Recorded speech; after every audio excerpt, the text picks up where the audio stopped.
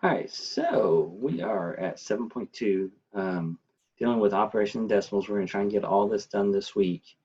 I don't think you'll have too much trouble with most of, especially 7.2, because you probably mostly remember most of multiply or doing your things with decimals. Okay, so let's go ahead and look at adding decimals. Okay, here's a modeling of using flats here and groups of tens. So we're taking this as a whole. Okay, the 10 by 10 as a whole. So there's two of them. So that's two, and then 1/10. One long is 1/10, and then each of these make a hundredths. Okay, so now you'd only be able to do up to hundreds on these unless you had, yeah, there'd be only a way you could do it to hundreds place. If we wanted to place these together and add 2.16, this would be 2.16 because 1 is in the tenths and 6 is in the hundredths, plus these, and you just put them together and you can model it through these kind of block systems. Okay, says we can change the problem to one we already know how to solve and find the sum. Okay, so we know how to solve this.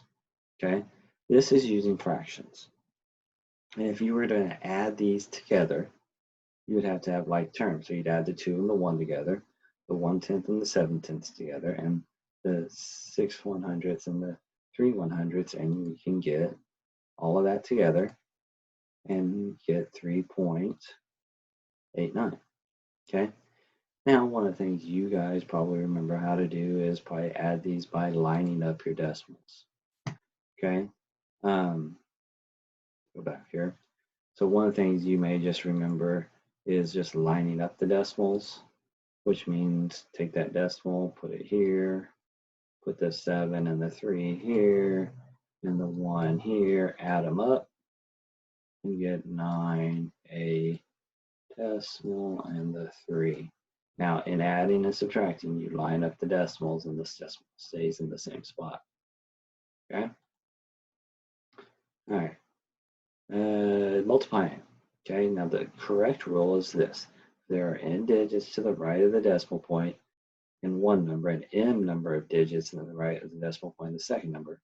Multiply the two numbers ignoring the decimals, and then place the decimal point so that you add up your m plus n, this number and this number, the numbers total to the right of the decimal, and then move that, have that many places in your answer. Okay, so you don't have to worry about lining up decimals. And that's one of the big things the students will want to do, especially after you've done a lot of adding and subtracting, where you lined up the decimals. Okay, they're going to say, oh, okay, let's line up the decimals.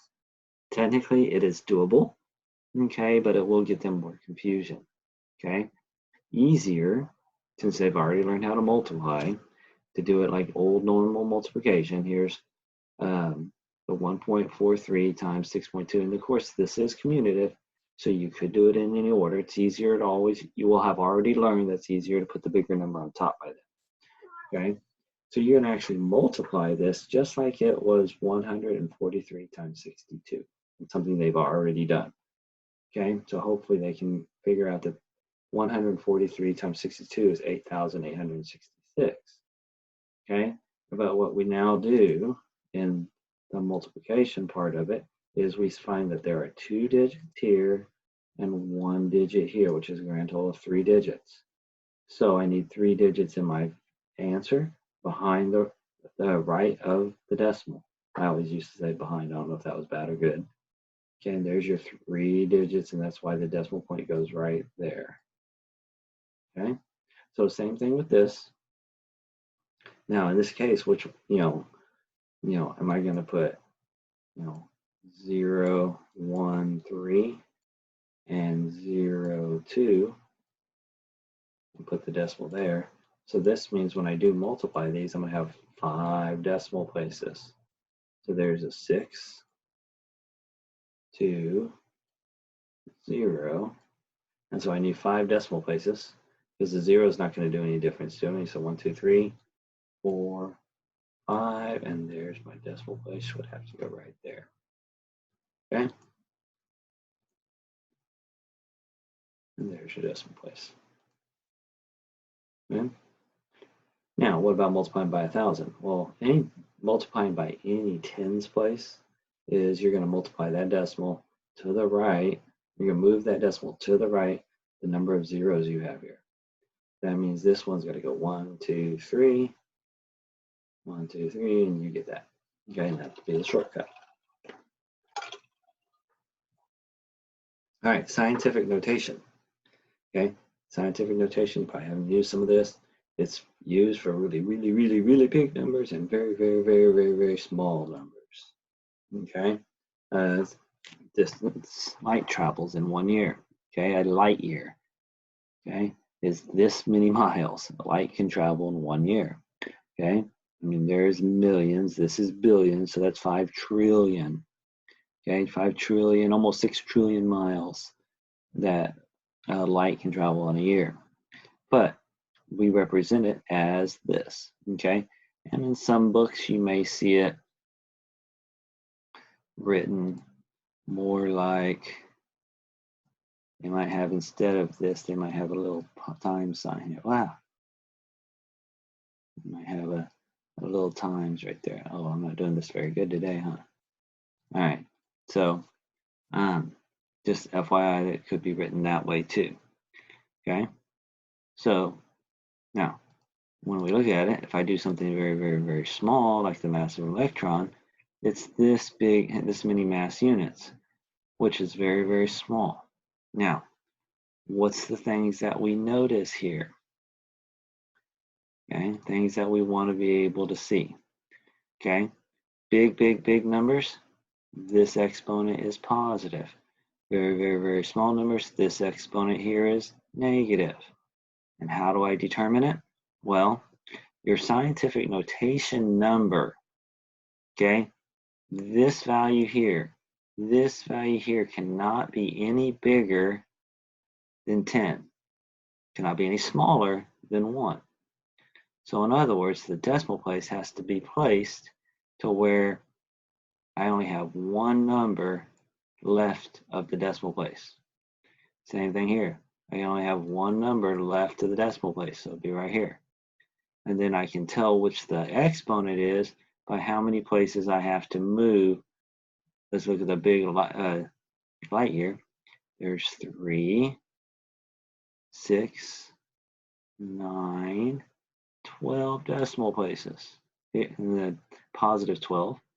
And for the really small, it's negative.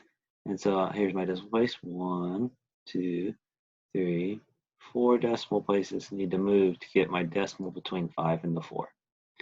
Okay, that's the main carry-on of scientific notation.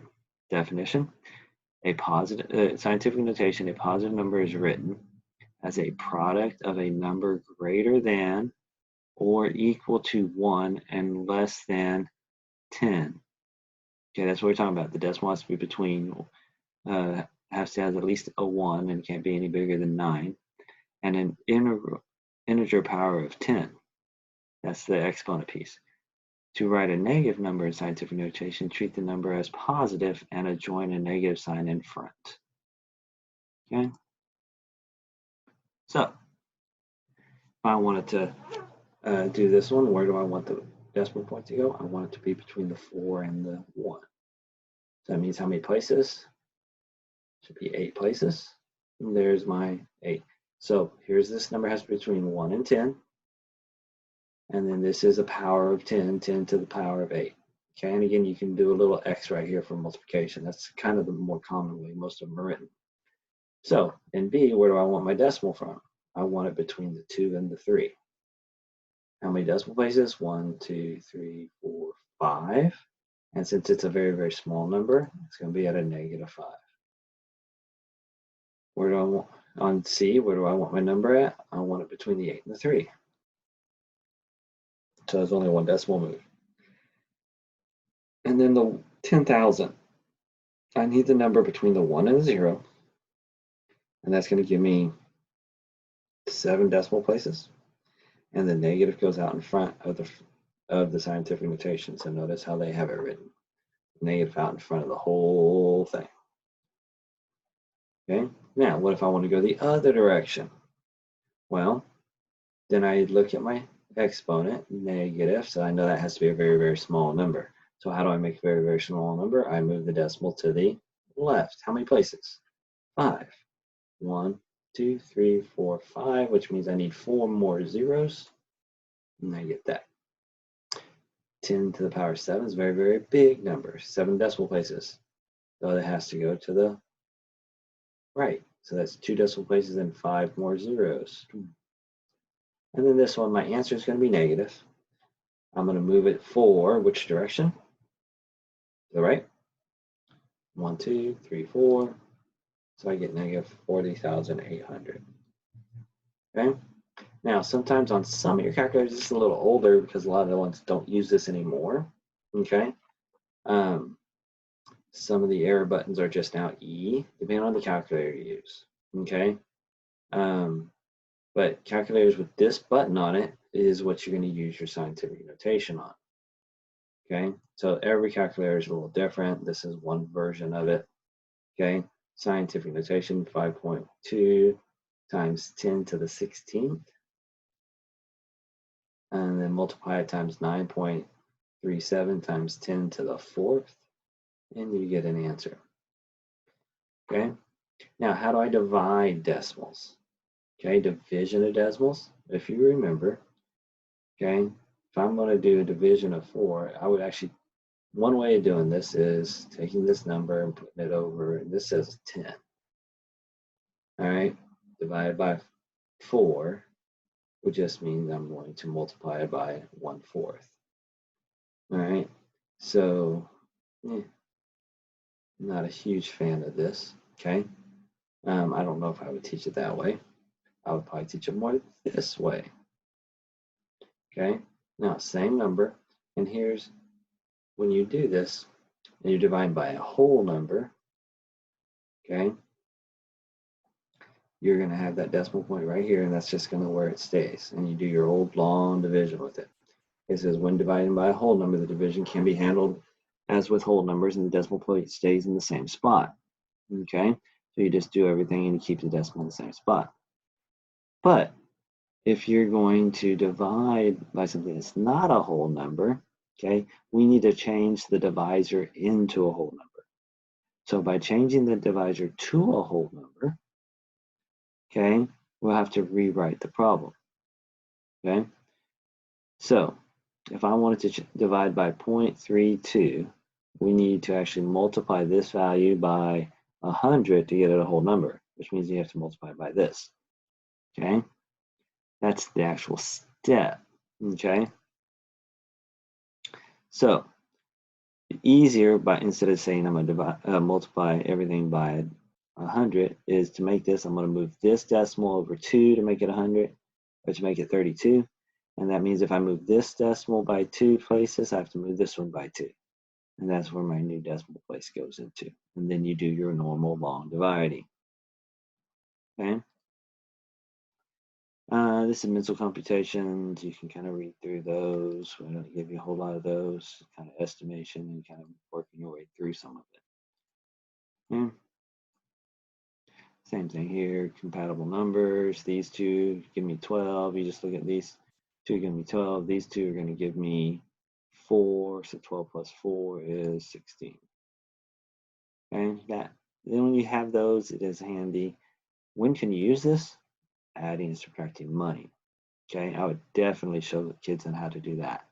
Okay, take it by money and just say, oh wait, this $4.09, that 9 cents can go with this one, that'll make it $8, and this 15 cents with that, will make it $3. 8 plus 4 is 12. Okay, so,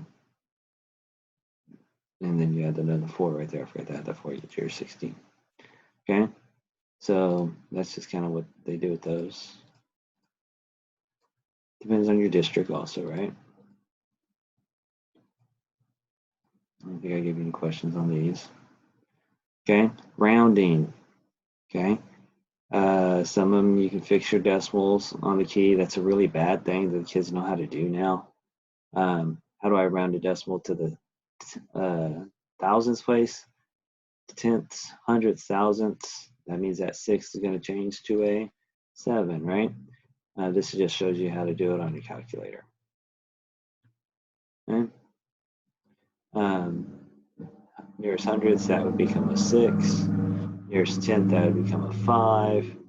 Nearest unit, that's going to just be 7, and so forth. Okay, that would be 7,000 to the nearest thousandths. The nearest tenth would be 750, and the nearest 10 would be 70. All right?